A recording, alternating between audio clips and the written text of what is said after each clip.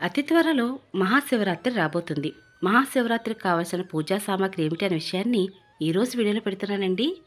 Video ఎక్కడ skip చేయకుండా చివరి వరకు చూసినట్లయితే మహాశివరాత్రికి కావాల్సిన అతి ముఖ్యమైన పూజా సామాగ్రి ఏమిటి అనే విషయం చాలా చక్కగా అర్థమవుతుంది. అందరికీ నమస్కారం అండి. అందరూ ఎలా ఉన్నారు? బాగున్నారా? నేను బాగున్నాను. మీరు ఇంకా బాగుండాలని మనస్ఫూర్తిగా కోరుకుంటున్నాను. చాలామందికి ఇంట్లో శివలింగం ఉంచవచ్చునా లేదా అనే సందేహంతో చాలామంది కూడా ఇంట్లో శివలింగం అనేది పెట్టుకోరు.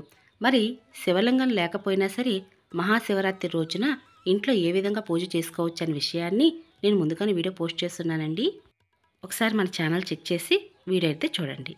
ముఖ్యంగా మహాశివరాత్రి పర్వదిన పండుగ కోసం మనకు కావాల్సింది ఏమిటి అంటే శివ కుటుంబం ఉన్న చిత్రపటమైనా లేదా శివపార్వతులో ఉన్నటువంటి చిత్రపటమైనా కావాలి. ఏ పూజకైనా పసుపు కుంకుమ ముఖ్యం కాబట్టి పసుపు కుంకుమ కావాలి. శుభకార్యానికైనా లేదా ఇంట్లో పండుగ జరుగుతున్నా కూడా ఇంటికి మామిడి తోరణం కడితే చాలా శుభసూచకం కాబట్టి మామిడాకులు ఉంటే మామిడి తోరణంగా చక్కగా ఇంటి గుమ్మానికి కట్టండి. అలాగే మీరు ఎక్కడైతే పూజ చేస్తున్నారో ఆ పూజా ప్రదేశంలో కూడా మామిడాకులను ఉంచవచ్చు. ఇక స్వామివారి యొక్క చిత్రపటానికి ముఖ్యంగా కావాల్సింది పువ్వులతో మాల. కాబట్టి విడి పువ్వులైనా సరే లేదా పువ్వుల మాల అయినా ఉంటే చక్కగా పూజకి ఏర్పాటు చేసుకోండి. మహాశివరాత్రి అంటే శివయ్య లింగాకార రూపంలో ఆవిర్భవించిన రోజు కాబట్టి ఈ రోజున చాలామంది కూడా శివలింగానికి గుడిలో అయినా సరే అభిషేకం చేపిస్తూ ఉంటారండి. ఇంట్లో అయినా సరే శివలింగానికి అభిషేకం చేయవచ్చు. శివలింగం ఉన్నవారు ఇంట్లో అభిషేకం చేయండి. శివలింగం లేనివారు చక్కగా మీరు గుడికి వెళ్ళి శివలింగానికి అభిషేకం చేయించవచ్చు.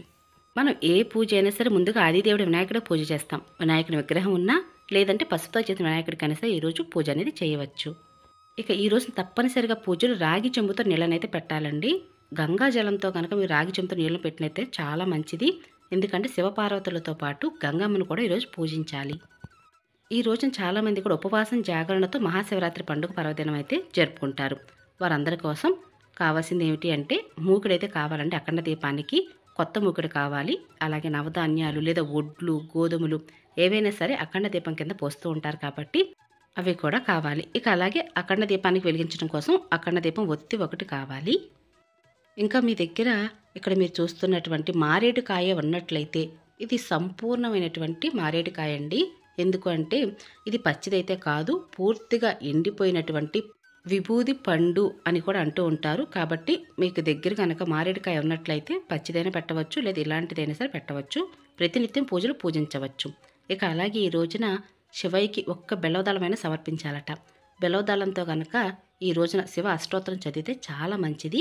బెల్లవదళాలు కావాలి. అలాగే మీ దగ్గర పువ్వుల మాల కనుక లేనట్లయితే రుద్రాక్ష మాల ఉంటే రుద్రాక్ష మాల వేయండి. శివయ్యకి చాలా ఇష్టమైన మాల రుద్రాక్ష మాల. ఒక్క రుద్రాక్షని పూజలు పెట్టి పూజిస్తే చాలా మంచిదని కూడా చెప్తూ ఉంటారు. ఇంకా పూజకు ముఖ్యంగా కావాల్సింది నిత్య పూజా సామాగ్రి. ఈ నిత్య పూజా సామాగ్రి మనకు కావాల్సిన నిత్య దీపారాధన దీపపు కుందులు, పంచపాత్ర, ఉద్దరణి, హరివేణం, గంట.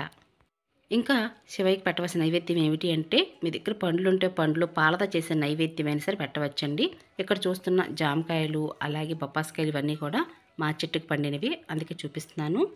ఈరోజు ముఖ్యంగా పాలతో చేసే నైవేద్యం పెడితే చాలా మంచిదట. ఎందుకంటే ఈ రోజున అభిషేకానికి ఆవు పాలను ఉపయోగిస్తాం. ఆవు పాలు, పెరుగు, తేనె, నెయ్యి, పంచదార ఇలా పంచామృతాలతో అభిషేకం చేస్తూ ఉంటాం కదా.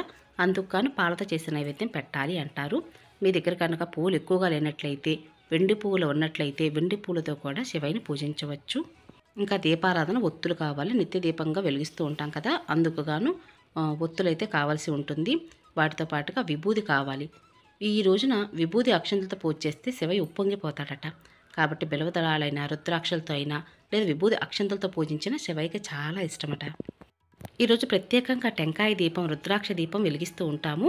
అక్కడ ఇలా మీ దగ్గర శివనామం ఉన్నట్లయితే చక్కగా అలంకరణ చేయండి. చాలా అందంగా ఉంటుంది. చక్క పూజ అంతా కూడా మంచి సువాసన రావాలి అంటే అగరబత్తి కానీ లేదా ధూప్ స్టిక్స్ అయినా సరే పూజలో వెలిగించండి. పూజా ప్రదేశంలో పూజకు అన్నీ సిద్ధం చేసుకున్న తర్వాత అయినా లేదా దీపారాధన వెలిగించినట్టు దీపపు కుందుల్లో అయినా సరే నూనెలో అయినా సరే కొంచెం జవ్వాది పౌడర్ వేయండి. మీకు దీపం వెలుగుతున్నంతసేపు కూడా మంచి సువాసన వస్తుంది. ఇక అలాగే అగరబత్తి, ఈ అగరబత్తి కూడా పెద్ద తిరుపతి నుండి తెప్పించారండి. చాలా మంచి సువాసన వస్తుంది. మరి ఈ మహాశివరాత్రి పర్వదినాన ఏ నూనెతో దీపారాధన చేయాలి? ఆవు నెయ్యితోనా లేదా నువ్వుల నూనెతో అయినా అని చాలామంది సందేహం ఉంటుంది. ఆవు నెయ్యితోనూ దీపారాధన చేయవచ్చు, నువ్వుల నూనెతో చేస్తే శ్రేష్టం అని చెప్తూ ఉంటారు. కాబట్టి పంచహారతికి నేను ఆవు నెయ్యి ఒత్తులు ఉపయోగిస్తున్నాను. అలాగే నిత్య దీపారాధనకి నువ్వుల నూనె. ఇవన్నీ కూడా పూజకు ముందుగా తెప్పించుకోవటం వల్ల పూజకి ఇది మర్చిపోయాం అది మర్చిపోయాం లేకుండా ఉంటుంది. అలాగే పూజకు అన్నీ కూడా ఒక దగ్గర పెట్టుకోవాలండి. అప్పుడు ఏది మర్చిపోకుండా పూజకు ఉపయోగించవచ్చు. అలాగే డమరకం లాంటిది, గంధము, అరటిపండ్లు, కొబ్బరికాయ, పూజానంతరము కొబ్బరికాయ కొట్టడం కోసం. అలాగే గుడికి వెళ్ళాలనుకోండి, గుడికి దగ్గరికి ఒక కొబ్బరికాయ కావాలి ఉంటుంది. కాబట్టి 2 కొబ్బరికాయలు లేదా మీ శక్తి కొరకు ఎన్ని కొబ్బరికాయలు సరే గుడికనే తీసుకువెళ్ళవచ్చు. ఇక అరటిపళ్ళు కూడా కావాలి. పూజ అనంతరం ఈ రోజున ముద్ద కర్పూరంతో కానీ లేదా పచ్చకర్పూరంతో అయినా సరే మంగళహారతి ఇస్తే చాలా మంచిదట. కాబట్టి మీ వీలుని బట్టి ముద్ద కర్పూరం కానీ పచ్చకర్పూరం కానీ ముందుగానే తెచ్చి పెట్టుకోండి.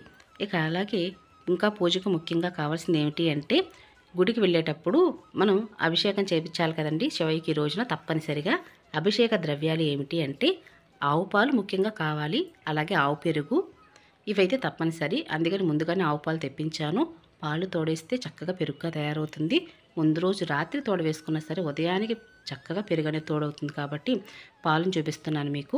ఇంకా నేను అభిషేకానికి పూజా ద్రవ్యాలు ఏం తెప్పించాను అంటే విడిగా తెప్పించానండి. అభిషేకానికి పసుపు, ఇంకా కుంకుమ, గంధము, ముఖ్యంగా శివయ్యకి విభూతితో అభిషేకం ఈరోజు చాలా ప్రత్యేకంగా చేస్తూ ఉంటారండి. అభిషేకం చేసేటప్పుడు వట్టివేర్లను కూడా ఉపయోగిస్తూ ఉంటారు. మీకు వట్టివేర్లు దొరికినట్లయితే తప్పనిసరిగా ఈ రోజున అభిషేకం చేసేటప్పుడు వట్టివేర్లను కూడా అభిషేక ద్రవ్యాలు చేర్చండి. ఇక అలాగే తేనె, చిన్న తేనె బాటిల్ అయినా పర్వాలేదు. అలాగే జవ్వాది పౌడర్, పూజానంతరం శివయ్యకి చక్కగా అలంకరణ చేసిన తర్వాత కూడా జవ్వాది పౌడర్ని అక్కడ పూజా ప్రదేశం చల్లుతూ ఉంటారు. అభిషేకం చేసేటప్పుడు సెంటును కూడా ఉపయోగిస్తారు. ఇక గంధం, ఇంకా పన్నీరు, ఇవన్నీ కూడా మీకు పూజా సామాగ్రి అమ్మే షాపులో ఈజీగా దొరుకుతాయండి. ఎందుకంటే అభిషేకానికి కావాల్సిన పూజా ద్రవ్యాలను అడిగితే మీకు ఒక ప్యాక్లో ఇచ్చేస్తారు ఇవన్నీ కూడా.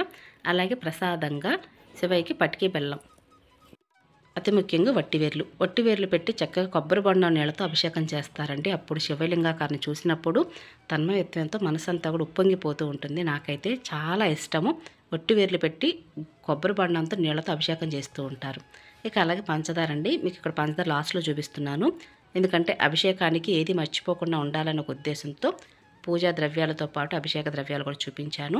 ఇక అలాగే ఇంట్లో పూజ చేసినప్పుడు చామరం ముఖ్యంగా కావాలి. నిత్య పూజకైనా సరే లేదా ప్రత్యేకమైన పూజ చేసినప్పుడైనా సరే చామరంతో పూజానంతరము చక్కగా ఏ పూజ అయితే చేస్తున్నామో ఆ స్వామివారికి చామరంతో విసరాలన్నమాట. దీపారాధన వెలిగించడం కోసం అగ్గిపెట్టి. ఇంకా ప్రత్యేకంగా మీ దగ్గర ఎటువంటి ఒత్తులు ఉన్నా సరే ఈరోజు పూజలో వెలిగించవచ్చండి. అంటే నీలం రంగు ఒత్తులు, అరటినార ఒత్తులు, జిల్లేడు ఒత్తులు, ఇలా శివయ్యకి చాలా ఇష్టము. మీ దగ్గర ఇలాంటివి ఏమైనా ప్రత్యేకమైన ఒత్తులు ఉన్నట్లయితే ఈరోజు వెలిగించండి. ఇది ఆప్షనల్ మాత్రమే. ఇంకా పూజలో మనకు కావాల్సిన తమలపాకులు కావాలండి. కాబట్టి గుడికి తీసుకువెళ్ళటానికైనా ఇంట్లో పూజకైనా సరే తమలపాకులు ముఖ్యం. మా పెరట్లో అయితే ఈ తమలపాకులు చక్కగా కాస్తూ ఉంటాయి. పూజ కావాల్సిన వచ్చినప్పుడల్లా కొంచెం కోస్తూ ఉంటాము.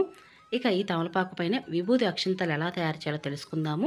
కొద్దిగా బియ్యం వేశాను. అలాగే విభూది పౌడర్ కూడా. అంటే కొంతమంది దగ్గర విభూది గడ్డలాగా ఉంటుందండి.